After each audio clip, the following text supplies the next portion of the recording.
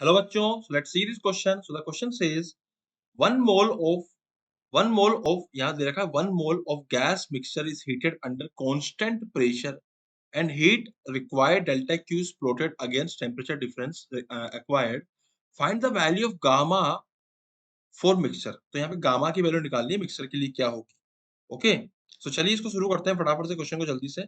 So what the key concept that will be used in this particular question. तो इसमें याद रखिएगा कि इस पर्टिकुलर क्वेश्चन के अंदर आगे बढ़ने से पहले हमको एक चीज बहुत अच्छे से क्लियर होनी चाहिए. वो क्या है कि किसी भी ग्राफ का स्लोप क्या होता है. तो इस तरीके के ग्राफ की अगर हम बात करते हैं जहां पे हमारा एक्स और वाई बढ़ रहा है linearly, so we can write that slope is what delta Y by delta X. और for this particular graph slope यहाँ पे जो आएगा वो delta Q by delta T आएगा. सो यही चीज मेरे यहाँ पे बहुत ज्यादा काम आने वाली है. एंड सेकंड चीज जो मेरे यहाँ पे काम आएगी वो आएगी F L T which is first law of thermodynamics. And उसको हम क्या लिख सकते हैं बच्चों, delta Q is equal to delta U plus delta W. Okay, तो मेरा जो डेल्टा क्यू होता है वो delta U plus delta W के बराबर होता है. उसको हम लोग यहाँ पे इस तरीके से लिख सकते हैं. ठीक है, अब हम फटाफट से शुरुआत करते हैं. Find the value of the gamma for the mixture. So in this particular question gamma की जो वैल्यू आती है ना उसको भी मैं यहाँ पे लिख देता हूँ. जो गामा की वैल्यू आती है वो आती है 1/2 by F. And what is F? तो एफ होता है मेरा डिग्री ऑफ फ्रीडम. ठीक है, डिग्री ऑफ फ्रीडम. अब डिग्री ऑफ फ्रीडम बेसिकली जैसे लेट सपोज कि भाई हमको यहाँ पे मोनो एटॉमिक दिया होता तो उसके लिए डिग्री ऑफ फ्रीडम 3 होता है. एंड अगर डाई एटॉमिक दिया होता तो हम 5 करते हैं. एंड ट्राई एटॉमिक या फिर पॉली एटॉमिक दिया होता तो उसके लिए हम लोग 6 लिख देते हैं. बट यहाँ पे मिक्सर दे रखा है तो हम लोग इसको डायरेक्टली नहीं लिख सकते. तो we have to solve this particular question. Okay, चलिए इसको शुरू करते हैं फटाफट से हम लोग जल्दी से.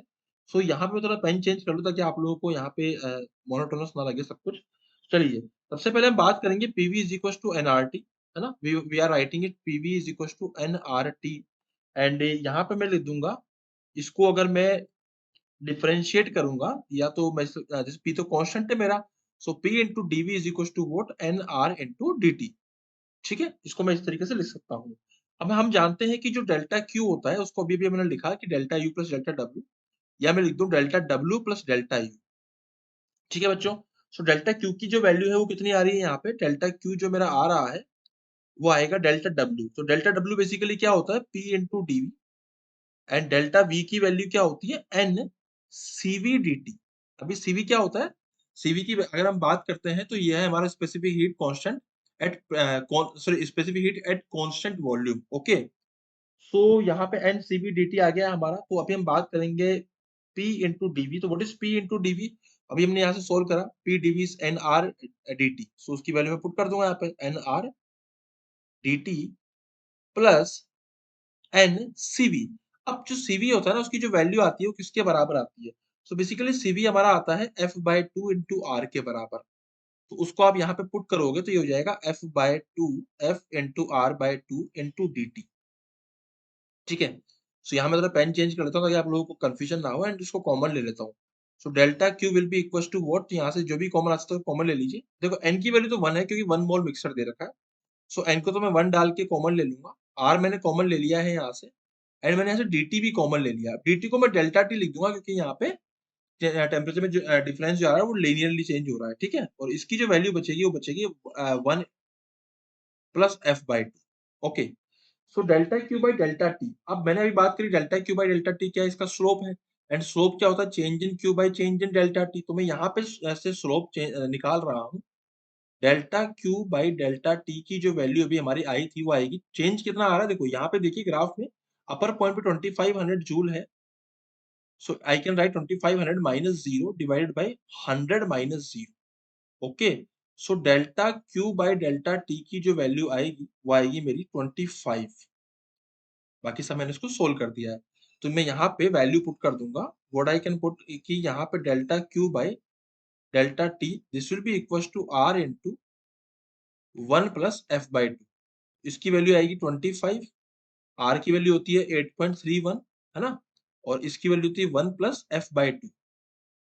सो यहाँ से वी आर वेरी क्लोज कि हम लोग यहाँ से एफ बाई टू की वैल्यू निकाल लेंगे. ठीक है, इसको भी हम लोग क्या लिख सकते हैं, 2 मल्टीप्लाई, देखो इसको लिख दूंगा मैं 25 this is equal to what 8.3 into 2 plus F divided by 2.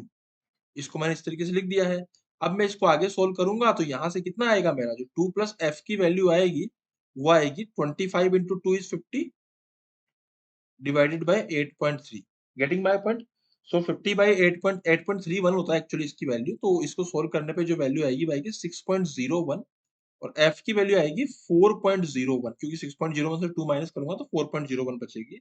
इसको अप्रोक्सीमेटली मैं 4 लिख सकता हूँ, है ना, 4.01 एंड 4 इज अप्रोक्सीमेटली इक्वल। सो अभी मैं फाइनली यहाँ पे अब आंसर लिखने की तरफ जा रहा हूँ। मेरा आंसर क्या था, गामा जो मुझको निकालना था उसकी वैल्यू थी 1 + 2/f। तो यहाँ मैं लिख सकता हूँ 1 + 2, what is the value of f? It is 4। Solve करने पे आया है 1/2। सो 1 + 1/2 is what? 3/2।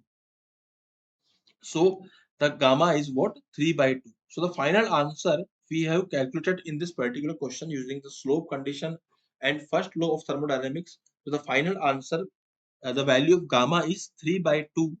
I hope you understood it well. Best of luck.